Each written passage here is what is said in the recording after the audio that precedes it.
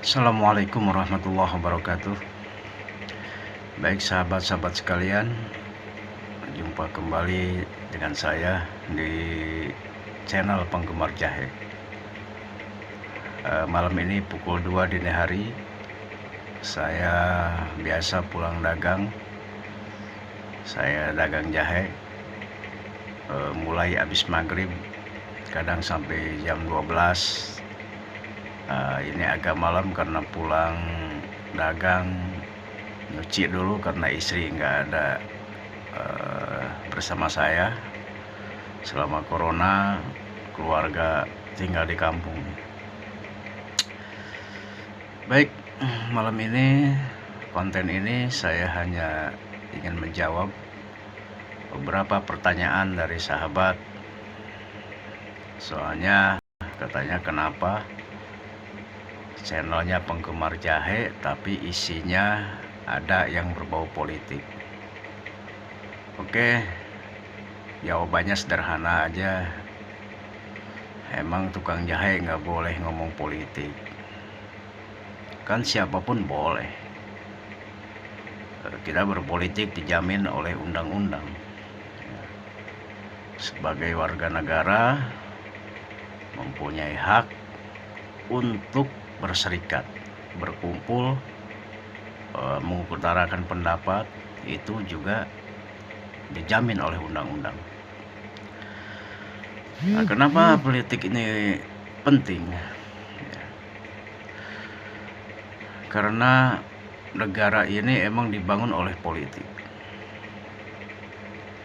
Politik ini adalah sistem negara yang sangat sentral sekali.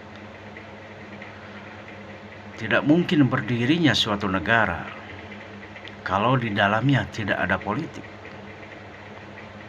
Makanya di suatu negara pasti ada lembaga politik, yaitu yang disebut Dewan Perwakilan Rakyat. Dan hasil produk politiknya itu adalah Undang-Undang Dasar. Nah, Undang-Undang Dasar ini adalah produk politik. Ada yang mengatakan bahwa politik itu kejam. Saya itu tidak setuju dengan perkataan itu. Bukan politiknya yang kejam, tapi pelaku politiknya. Pelaku politiknya itu, makanya pelaku politik itu benar-benar harus kredibilitas. Pelaku politik ini harus didasari dengan iman, harus didasari dengan ikhlas, amanah, itu baru benar. Nah, sekarang apa yang terjadi? Dengan undang-undang pemilu langsung ini, orang bisa duduk di lembaga politik dengan cara bebas. Yang penting banyak uang. Itu realita. Tidak tahu background apa, latar belakangnya apa. Yang penting dia punya duit, lalu dia mencalonkan diri jadi di lembaga politik, dia sebar uang, dia sebar popularitas, maka dia jadi. Ini realita.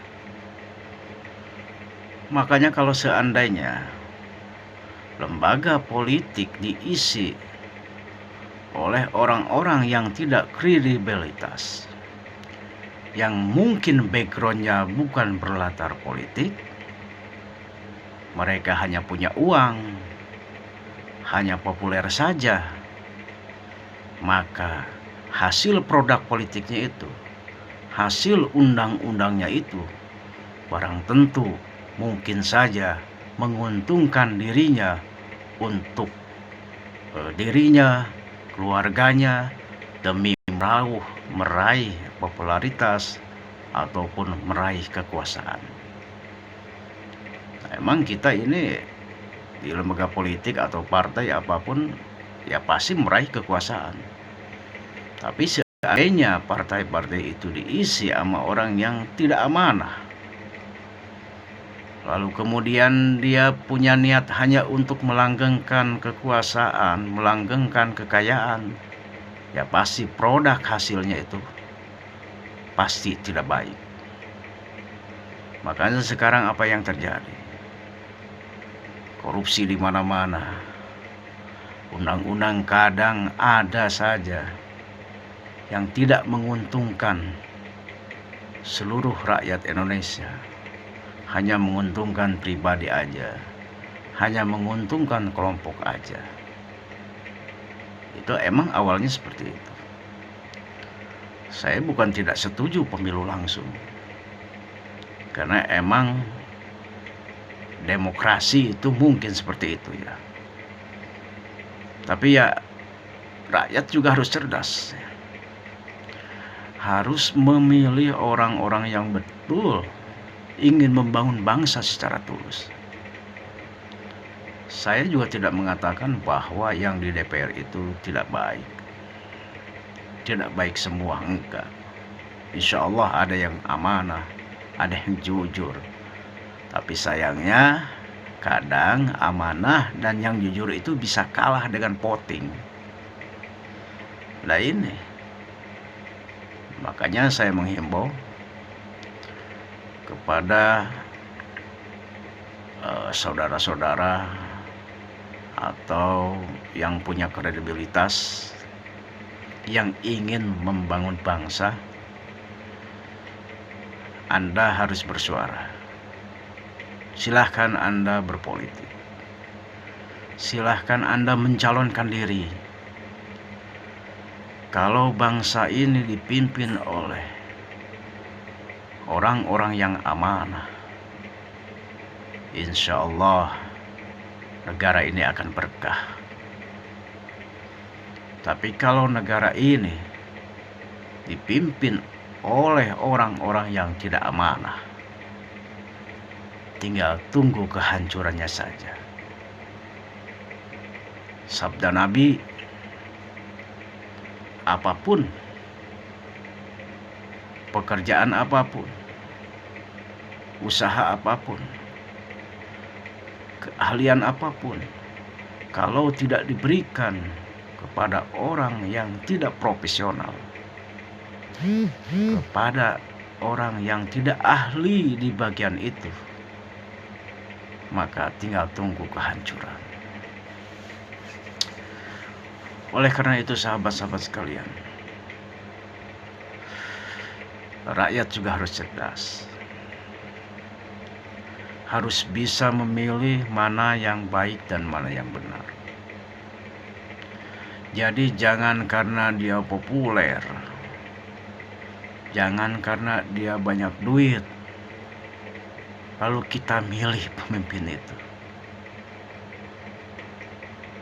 Emang ya menggiurkan, dikasih 100.000, 200.000, kasih sembako. Tapi itu hanya sekilas saja, saudara. Hanya sekejap saja. Efeknya 5 tahun ke depan, kitanya yang akan tersiksa. Hasil produk lembaga politik itu akan menghasilkan produk yang tidak baik. Mereka enak duduk di kursi, kita yang digenjat kursi. Paling-paling kita ujungnya cuma bisa baca ayat kursi. Sahabat-sahabatku sekalian, di negara ini, di Indonesia ini, mayoritas adalah umat Islam. Pasti dan yakin bahwasanya banyak orang-orang pintar, banyak orang-orang baik yang punya kredibilitas untuk memimpin bangsa, atau setidaknya untuk duduk di lembaga politik itu. Tapi sayang, mereka tidak punya uang. Mungkin mereka tidak populer. sehingga mereka tidak terpilih.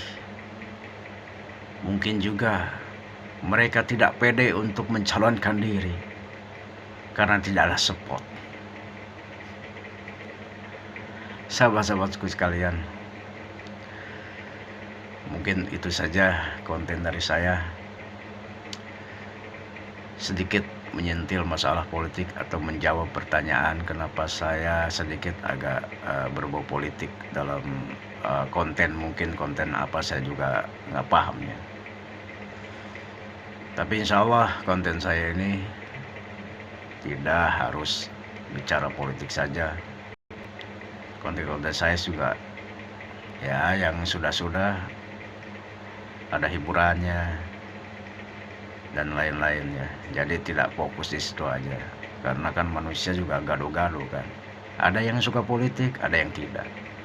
Ada yang suka hiburan, ada yang tidak. Mungkin kalau channel lain ya dakwah-dakwah aja gitu. Politik-politik aja, musik-musik aja. Kalau di kami ya di channel penggemarnya ya gaduh-gaduh lah. Karena orang juga pasti beda-beda kan. Ada yang suka ini, suka itu. Oke sahabatku sekalian, ya ini ulasan sederhana aja. Insya Allah kedepannya saya juga akan menanggapi berbagai isu politik yang ada di Indonesia. Ya mudah-mudahan jadi edukasi bagi diri saya sendiri, juga bagi para sahabat-sahabat sekalian yang menonton channel saya. Saya mohon saran dan kritiknya supaya saya bisa memperbaiki diri. Dan mohon maaf ini tempat sangat sederhana sekali.